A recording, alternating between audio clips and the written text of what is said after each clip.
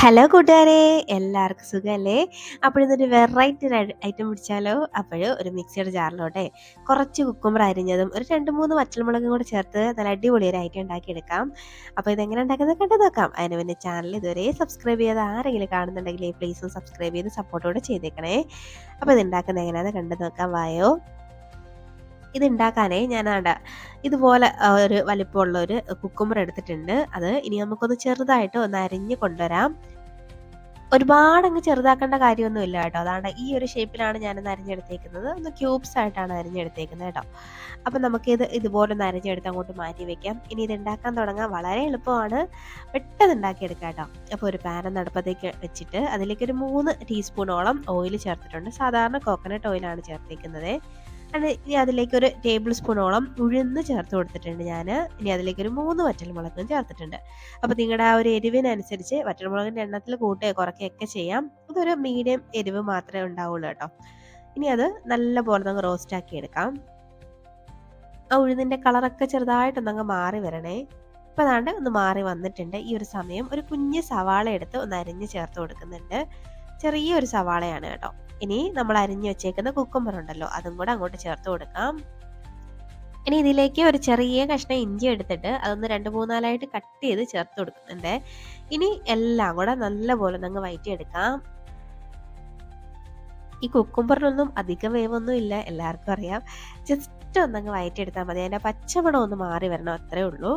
അപ്പോൾ നല്ലപോലെ ഒന്നങ്ങ് വഴറ്റിയെടുക്കാം. ഇതിലേക്ക് ഞാനൊരു ഐറ്റം ചേർക്കാൻ വിട്ടുപോയായിരുന്നു കേട്ടോ. കുറച്ച് കറിവേപ്പില. അപ്പോൾ അതും കൂടെ ചേർത്ത് കൊടുക്കുന്നുണ്ട്. ഇനി ഇതിലേക്ക് ആവശ്യത്തിനുള്ള ഉപ്പും കൂടെ നമുക്ക് ഈ ഒരു സമയം അങ്ങോട്ട് ചേർത്ത് കൊടുക്കാം. വീണ്ടും നല്ലപോലെ ഒന്നങ്ങ് വഴറ്റിയെടുക്കാം. എല്ലാം കൂടെ ഒന്നങ്ങ് മിക്സാക്കി എടുക്കുന്നുണ്ട്.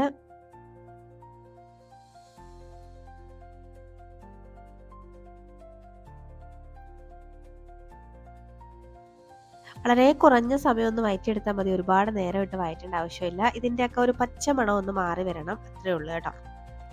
അപ്പോഴേ ഞാൻ ഈ പാൻ ഒന്ന് അടച്ചു വെച്ചിട്ടൊന്ന് വേവിച്ചെടുക്കുകയാണ്. ഒരു പാൻ ഒന്ന് അടച്ചു വെച്ചിട്ട് ഒരു 2 മിനിറ്റ് ഒന്ന് വേവിച്ചെടുത്താൽ മതിയാവേ. അപ്പോൾ ഇത് അവിടെ നിന്ന് വേവട്ടെ. ഇപ്പോൾ ദാണ്ട് 2 മിനിറ്റ് ഒന്ന് ആയിട്ടുണ്ട്. നമ്മുടെ ആ കുക്കുമ്പറിൻ്റെയൊക്കെ പച്ചമണമൊക്കെ ഒന്ന് മാറി എല്ലാം ഒന്ന് സെറ്റായിട്ട് വന്നിട്ടുണ്ട്. അപ്പോൾ വീണ്ടും ജസ്റ്റ് ഒന്നങ്ങ് വഴറ്റി കൊടുക്കാം.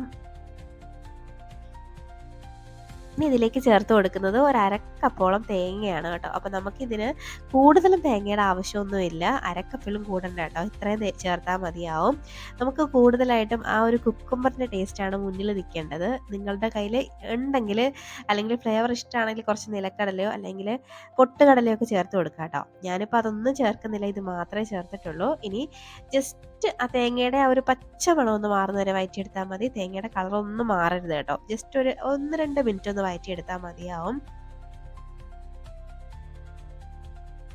ഇപ്പം നേണ്ട തേങ്ങയും ഒന്ന് റെഡി ആയിട്ടുണ്ട്. അതിൻ്റെ പച്ചമണമൊക്കെ ഒന്ന് മാറി വന്നിട്ടുണ്ട്. അപ്പം ഈ ഒരു സമയം വരെ ഒന്ന് വഴറ്റിയെടുത്തിട്ട് നമുക്ക് ഫ്ലെയിം ഓഫ് ആക്കാം. ഇനി ഇത് നല്ല പോലെ ഒന്നങ്ങ് തണുത്ത് വരട്ടെ. അതുവരെ ഒന്നങ്ങ് വെയിറ്റ് ചെയ്യാം. ഇപ്പം അതാണ്ടൊന്ന് തണുത്ത് വന്നിട്ടുണ്ട്. ഒരു മിക്സിയുടെ ജാറിലോട്ട് ഇതെല്ലാം ഒന്നങ്ങ് ചേർത്ത് കൊടുക്കുന്നുണ്ടേ.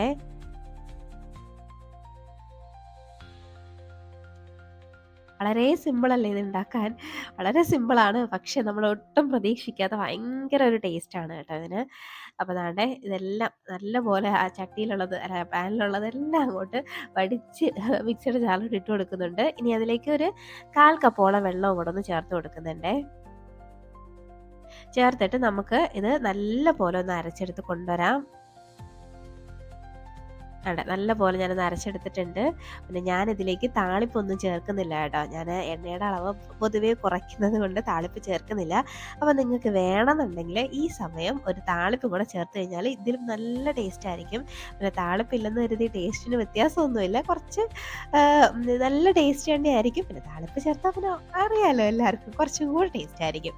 അപ്പോൾ നല്ല ക്രീമി ആയിട്ടുള്ള നല്ല അടിപൊളി ഒരു ചട്നിയാണ് നമ്മുടെ കുക്കുമ്പർ വെച്ച് ഉണ്ടാക്കുന്നത്. അപ്പം കുക്കുമ്പർ കിട്ടുമ്പോൾ ഇതുപോലൊരു ചട്നി നിങ്ങൾ ഉണ്ടാക്കി നോക്കിയിട്ടില്ലെങ്കിൽ ഉറപ്പായിട്ടും ഉണ്ടാക്കി നോക്കിക്കോളൂ. ഇനി ദോശ ഉണ്ടാക്കുമ്പോഴും ഇഡ്ഡലി ഉണ്ടാക്കുമ്പോഴൊക്കെ നിങ്ങൾ മിക്കവാറും ഉണ്ടാക്കും കേട്ടോ ഈ ഒരു ചട്നി. അപ്പോൾ ഉണ്ടാക്കി നോക്കിയിട്ട് അഭിപ്രായം പറയാൻ മറക്കരുത്. അതുപോലെ വീഡിയോ ഇഷ്ടമായി ലൈക്ക് ചെയ്യാനും മറക്കരുത് കേട്ടോ. ഇനി റെസിപ്പിയുമായിട്ട് വീണ്ടും കാണാം. അതുവരേക്കും ബൈ.